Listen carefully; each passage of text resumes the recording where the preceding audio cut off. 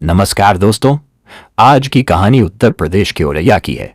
शादी के बाद प्रगति करीब 5 दिन तक ससुराल में रही। फिर वह मायके लौट आई। उसे लेने खुद उसका भाई आलोक आया था।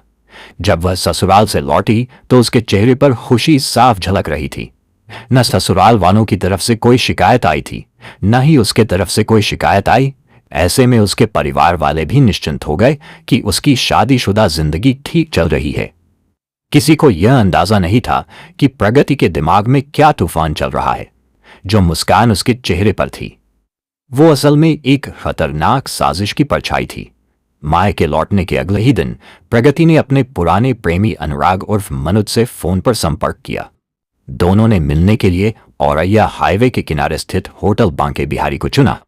कुछ ही देर में अनुराग होटल पहुंच गया। प्रगति पहले से ही वहां उसका बेसब्री से इंतजार कर रही थी। जब दोनों होटल के कमरे में बैठे तो दोनों के बीच बातचीत शुरू हुई। प्रगति ने कहा, मनोज, जैसा हमने प्लान किया था उसी के मुताबिक मैंने दिलीप से शादी कर ली है। शादी की रात भी मैंने कोई विरोध नहीं किया ताकि किसी को शक ना हो, लेकिन उस रात भी मुझे बस तुम्हारी याद आती रही। अब मुझसे और इंतजार नहीं होता। अनुराग ने उसका हाथ अपने हाथ में लेते हुए कहा, तुम चिंता मत करो। मैंने अपने मौसेरे भाई दुर्लभ के जरिए एक सुपारी किलर से बात कर ली है जो तुम्हारे पति को खत्म कर देगा। लेकिन एक दिक्कत है, हमें पैसे चाहिए। प्रगति ने जवाब दिया, पैसों की फिक्र मत करो। मुंह दिखाई में मुझे करीब 70,000 रुपए मिले हैं और 30,000 दिलीप ने भी खर्च के लिए दिए थे। कुल मिलाकर मेरे पास 1 लाख रुपए कैश हैं और 8 लाख के गहने भी हैं। अब तुम उस सुपारी किलर को बुला लो, हम सामने बैठकर इस हत्या का सौदा तय कर लेंगे। उसके बाद अनुराग ने दुर्लभ यादव के माध्यम से रामनगर थाना अछलदा औरैया के कुख्यात अपराधी रामजी नागर उर्फ चौधरी से संपर्क किया। वह कुछ ही दिन पहले, होली के 2 दिन पहले जेल से रिहा हुआ था और पैसों की तंगी से जूझ रहा था। इसीलिए वह इस सुपारी के लिए तुरंत तैयार हो गया। 17 मार्च 2025 को प्रगति और अनुराग दोबारा होटल बांके बिहारी में मिले, जहां उनके आगे के कातिलाना प्लान की पटकथा तैयार की गई। इस बीच अनुराग ने अपने जानकार दुर्लभ की मदद से कुख्यात सुपारी किलर रामजी नागर उर्फ चौधरी को बुला लिया।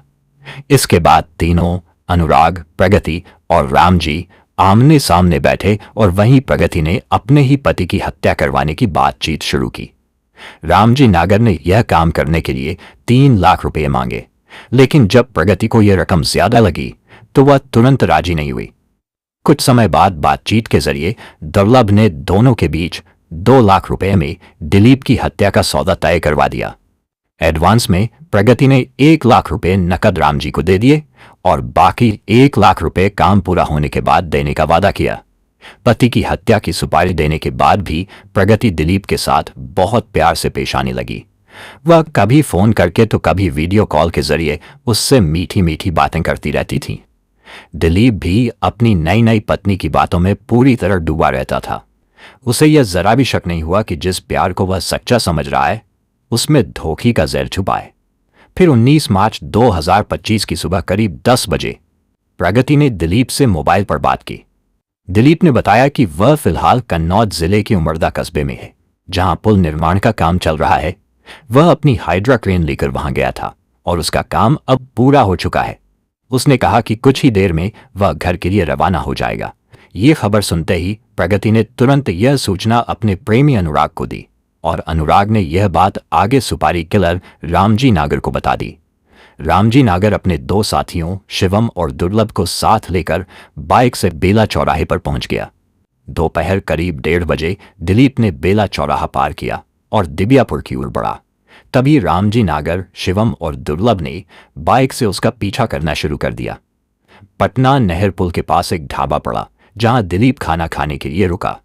वहीं उसने अपने बड़े भाई संदीप को फोन करके बताया कि वह हाइड्रा क्रेन लेकर लौट रहा है और ढाबे पर खाना खा रहा है। वह करीब 1 घंटे में घर पहुंच जाएगा। खाना खत्म करने के बाद जब दिलीप ढाबे से बाहर निकला तो वहां रामजी नागर खड़ा था। उसने दिलीप से पूछा, भाई साहब, ये हाइड्रा क्रेन आपकी है क्या? दिलीप ने जवाब दिया, हाँ मेरी ही है, कुछ काम है क्या? इस पर रामजी ने कहा, हाँ बहुत जरूरी काम है, दरअसल हमारी कार बेकाबू होकर नहर की पटरी से फिसलकर सीधे नहर में गिर गई है। हमें उसे बाहर निकलवाना है। आप जरा चलकर जगह देख लीजिए, फिर क्रेन से निकाल दीजिएगा। जो भी पैसे कहेंगे हम दे देंगे। दिलीप ने सोचा कि छोटा सा काम है, 2-4 हजार रुपये मिल जाएंगे, इसलिए वह लालच में आकर चलने को तैयार हो गया। रामजी नागर और उसके दोनों साथी शिवम व दुर्लभ उसे बाइक पर बीच में बैठाकर घटनास्थल की ओर रवाना हो गए।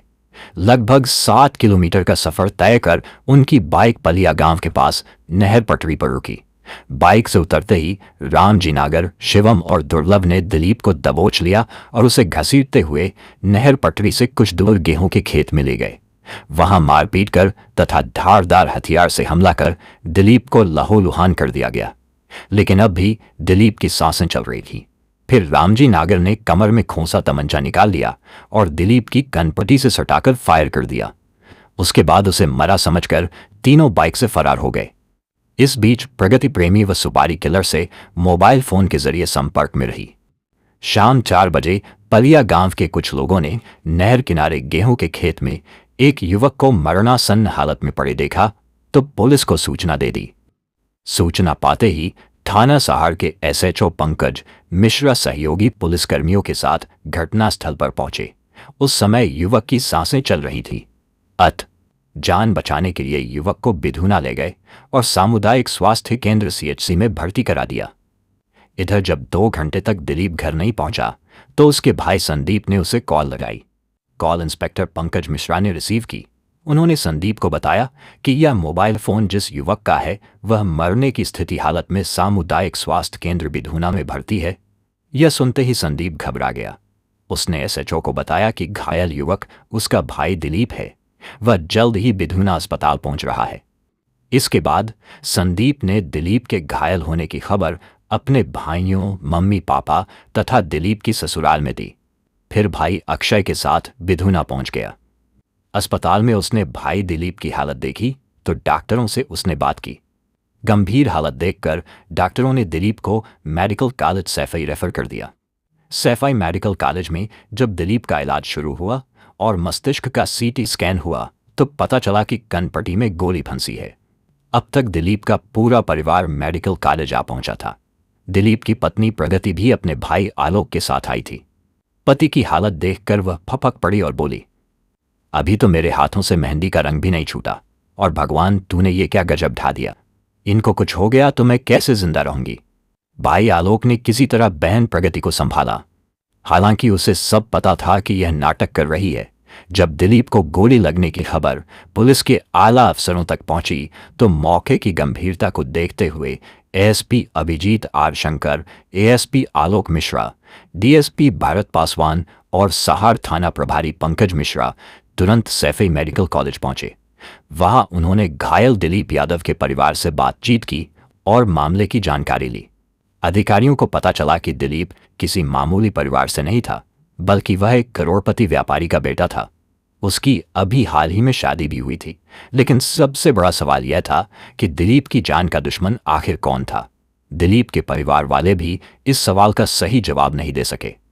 अगले दिन दिलीप की तबीयत सैफई मेडिकल कॉलेज में और ज्यादा बिगड़ गई। उसके बाद परिवार ने तुरंत उसे ग्वालियर के एक बड़े अस्पताल में भर्ती कराया। लेकिन वहां भी संतोष नहीं हुआ तो वे उसे आगरा ले गए। लेकिन जब वहां भी सुधार नहीं हुआ तो आखिरकार औरैया के टिटौली मेडिकल कॉलेज में इलाज के लिए पहुंचे। तमाम कोशिशों के बावजूद 21 मार्च की सुबह दिलीप जिंदगी की जंग हार गया और उसने दम तोड़ दिया। उसकी मौत के बाद पुलिस ने शव को पोस्टमार्टम के लिए जिला अस्पताल भिजवाया। पोस्टमार्टम के बाद शव परिजनों को सौंप दिया गया। रिपोर्ट में बताया गया कि दिलीप के शरीर पर कुल 9 जगह गंभीर घाव थे जो किसी धारदार हथियार से किए गए थे।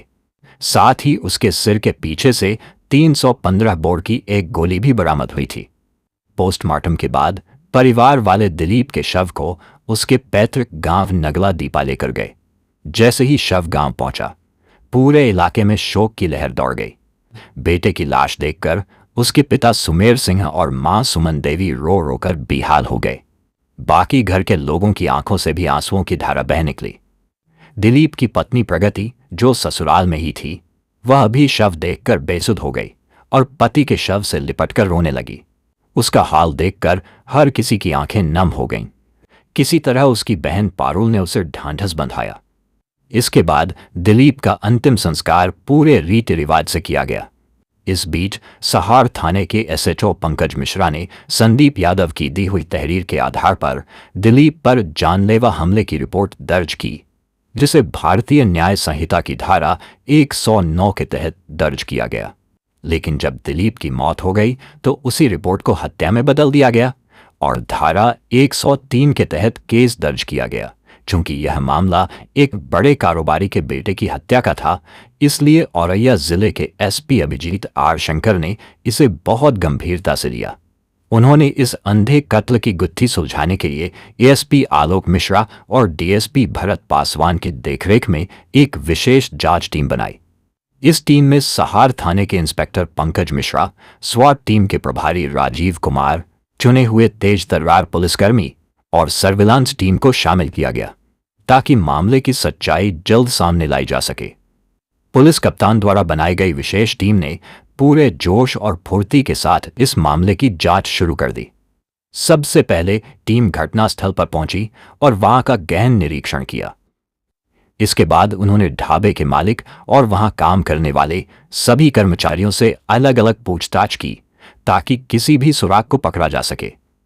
पूछताछ के बाद पुलिस टीम ने उस रास्ते की छानबीन की जो ढाबे से पलिया गांव तक जाता है, वही गांव जहां दिलीप गेहूं के खेत में घायल अवस्था में मिला था। यह दूरी लगभग 7 किलोमीटर थी।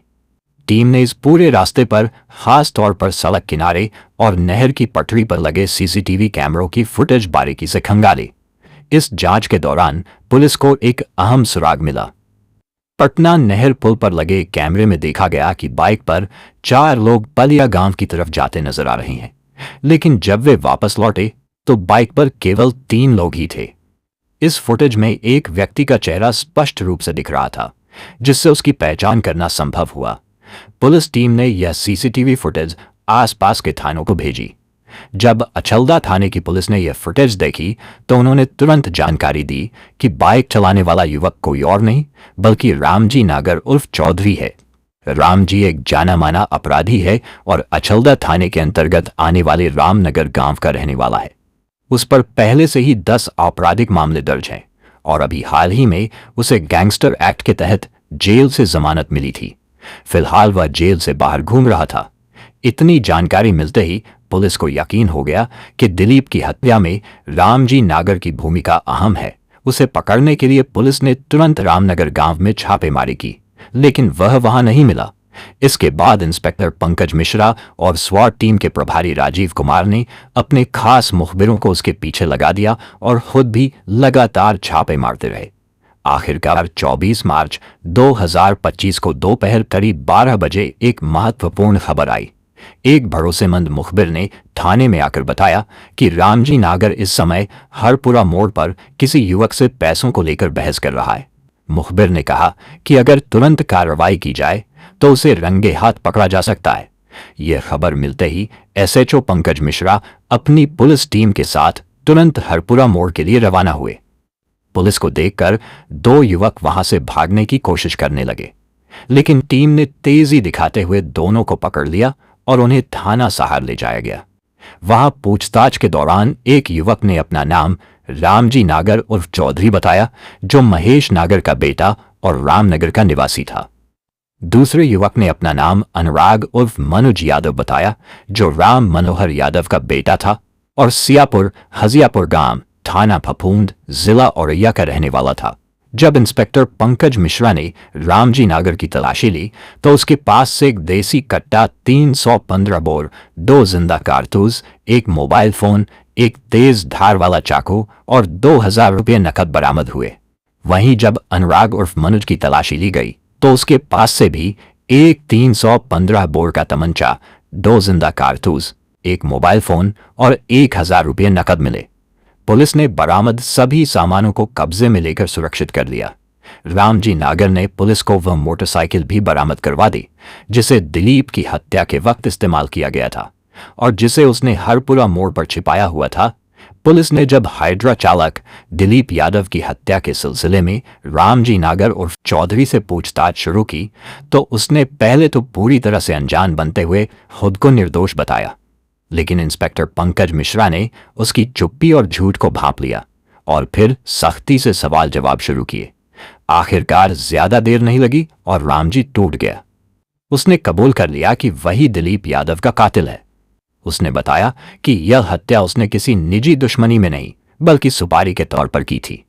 रामजी ने बताया कि यह सुपारी दिलीप की नई नवेली पत्नी प्रगति यादव और उसके प्रेमी अनुराग उर्फ मनुज ने मिलकर दी थी।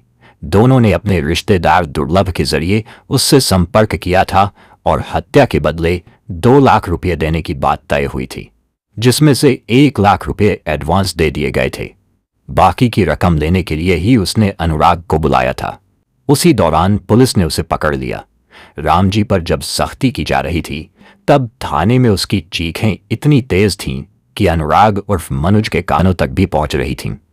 ये सुनकर वह अंदर से डर गया और जब पुलिस ने उससे पूछताछ शुरू की तो वह बिना ज्यादा दबाव के ही टूट गया। अनुराग ने बताया कि वह और प्रगति एक दूसरे से बेहद प्यार करते हैं और शादी के बाद दिलीप उनके रास्ते की सबसे बड़ी रुकावट बन गया था। इसलिए दोनों ने मिलकर उसे रास्ते से हटाने का फैसला किया और रामजी को सुपारी देकर उसकी हत्या करवा दी। जब यह साफ हो गया कि दिलीप की हत्या उसी की पत्नी प्रगति ने करवाई थी तो पुलिस टीम उसे पकड़ने के लिए उसके मायके सियापुर हजियापुर पहुंची, लेकिन वह वहां नहीं मिली। उसके भाई आलोक ने बताया कि वह इन दिनों अपने ससुराल नगला दीपा गांव में है। इसके बाद पुलिस टीम नगला दीपा गांव पहुंची और प्रगति यादव को गिरफ्तार कर लिया। जब ससुराल वालों को उसकी गिरफ्तारी की जानकारी मिली तो उन्होंने विरोध जताया।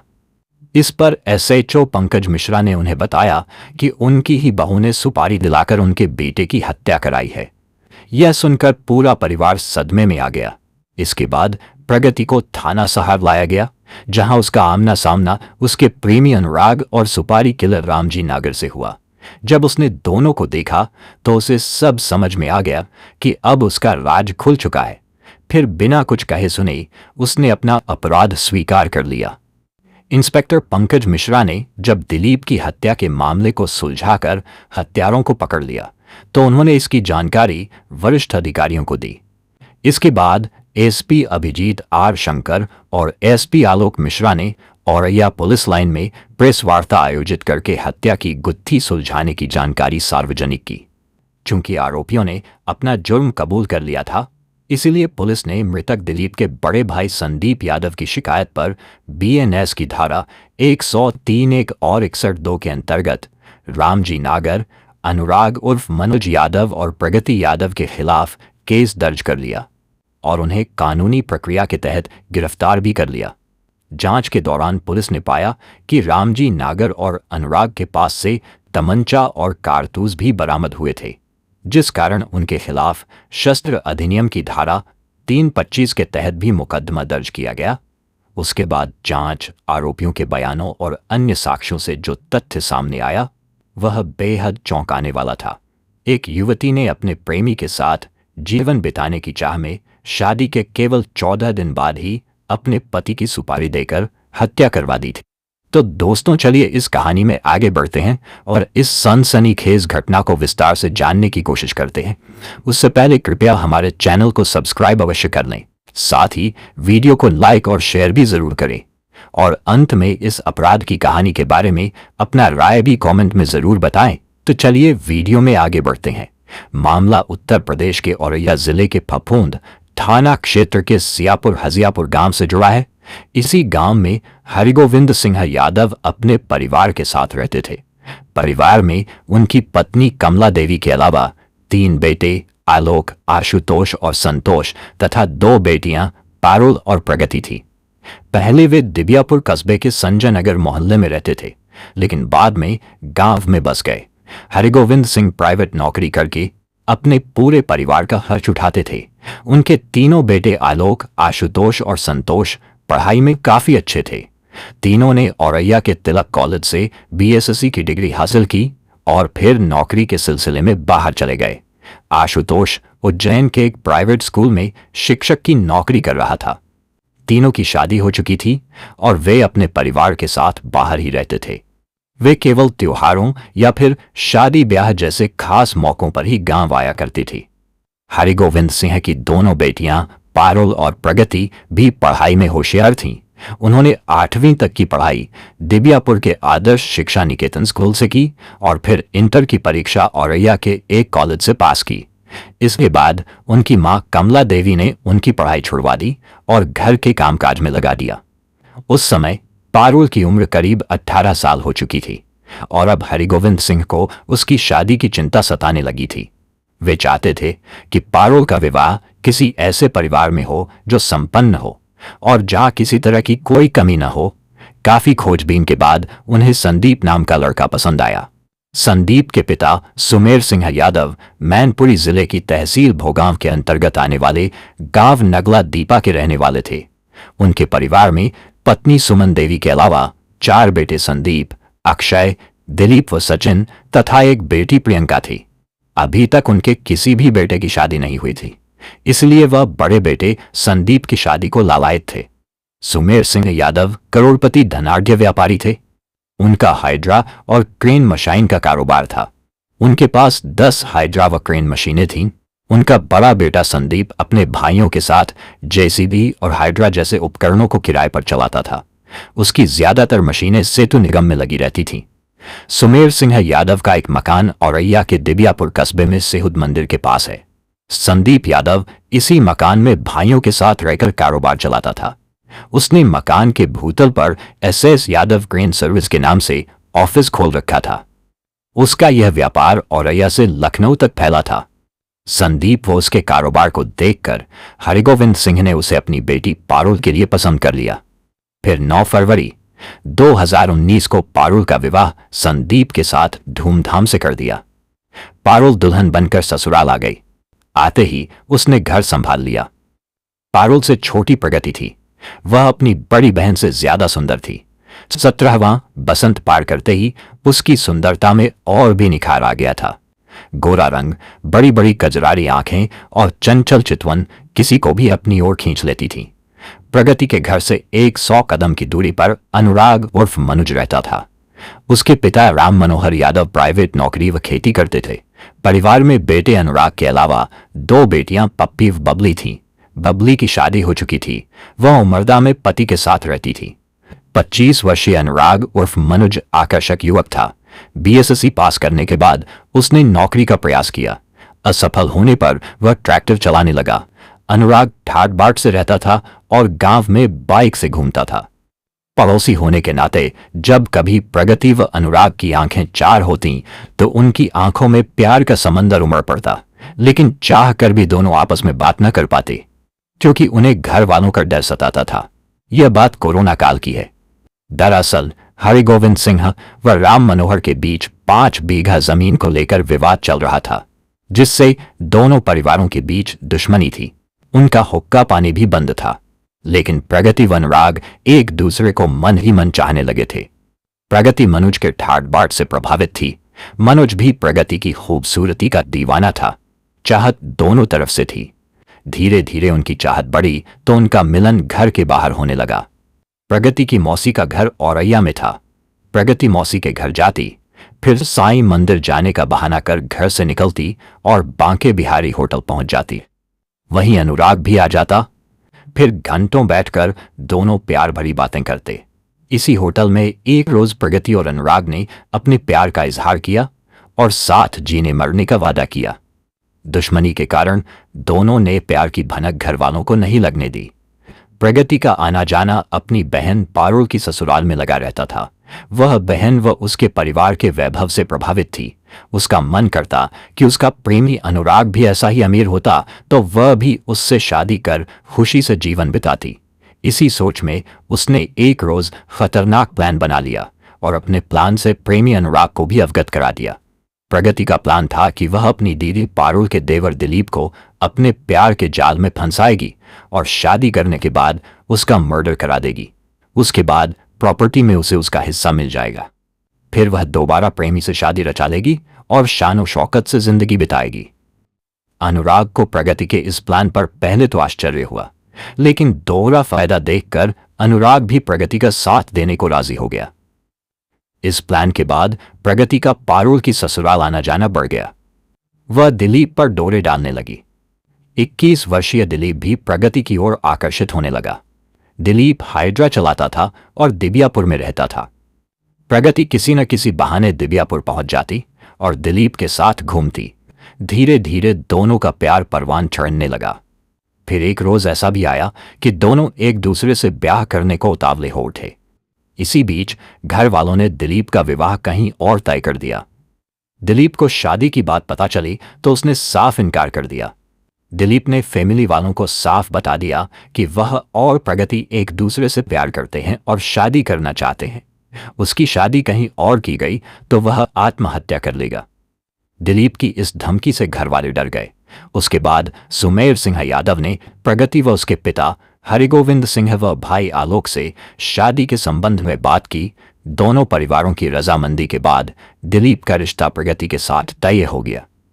हालांकि इस शादी को पारुल राजी नहीं थी। शादी की तारीख तय हुई 5 मार्च 2025। इधर शादी तय होने की बात अनुराग उर्फ मनुज को मालूम हुई तो वह नाराज हुआ। इस पर प्रगति ने अनुराग से कहा कि वह ज्यादा दिनों तक ससुराल में नहीं रहेगी। आते ही वह प्लान को पूरा करेगी। वह तब तक सुपारी किलर का इंतजाम कर ले। प्रगति के इस आश्वासन पर मनुज मान गया। 5 मार्च 2025 को दिव्यापुर के राधा कृष्ण मैरिज हॉल में प्रगति का विवाह दिलीप के साथ बड़ी धूमधाम से हो गया। प्रगति दिलीप की दुल्हन बनकर ससुराल नगलादीपा आ गई। यहां उसकी खूब आवभगत हुई। मुंह दिखाई रस्म में उसे सोने चांदी के उपहार के अलावा लगभग 70,000 रुपए नकद मिले। सुहाग रात को दिलीप ने भी उसे घूंघट उठाई पर सोने की अंगूठी व 30,000 रुपए दिए। सामाजिक रीति रिवाज के अनुसार नई दुल्हन ससुराल में जलती होली नहीं देखती, इसीलिए उसका भाई आलोक आया और 10 मार्च को प्रगति की चौथी रस्म अदा कर प्रगति को लिवा लाया। मायके आने के दूसरे रोज ही प्रगति ने अपने प्रेमी अनुराग उर्फ मनुज को होटल बुलाकर बात की। फिर पति की हत्या की सुपारी 2 लाख में सुपारी किलर रामजी नागर को दे दी। प्रगति के कुकृत्य से उसका भाई आलोक बेहद खफा है। मामला खुलने के बाद उसने कहा कि प्रगति ने जो पाप किया है उसकी सजा उसे फांसी होनी चाहिए। जेल में वह व उसके परिवार का कोई सदस्य उससे मिलने नहीं जाएगा। न ही किसी तरह की पैरवी उसे जेल से रिहा कराने के लिए की जाएगी। पुलिस उसका एनकाउंटर कर दे तो वह उसके शव पर हाथ भी नहीं लगाएगा। मृतक दिलीप के मम्मी पापा व भाइयों ने भी प्रगति को फांसी की सजा देने की मांग की है। फांसी से कम सजा उन्हें मंजूर नहीं है। 25 मार्च 2025 को पुलिस ने हत्यारोपी रामजी नागर, अनुराग उर्फ मनुज व प्रगति को इटावा कोर्ट में पेश किया, जहां से उन्हें जिला जेल भेज दिया गया। 27 मार्च 2025 की रात इंस्पेक्टर पंकज मिश्रा ने चेकिंग के दौरान सुपारी किलर रामजी नागर के साथ ही शिवम व दुर्लभ यादव को भी गिरफ्तार कर लिया। दोनों दिलीप हत्याकांड में वांछित थे। उनके पास से 2 तमंचे तथा 4 कारतूस बरामद हुए। उन दोनों को भी जेल भेज दिया गया। दोस्तों, इस घटना को सुनाने का मकसद किसी को दुखी करना या परेशान करना नहीं है, बल्कि आपको सतर्क और जागरूक करना है। हमारा उद्देश्य है कि आप इस जानकारी से कुछ सीखें और सावधान रहें। इस पूरी घटना पर आपके क्या विचार हैं? हमें कमेंट में जरूर बताएं। साथ ही आप इस वीडियो को कहां से देख रहे हैं यह भी जरूर लिखें।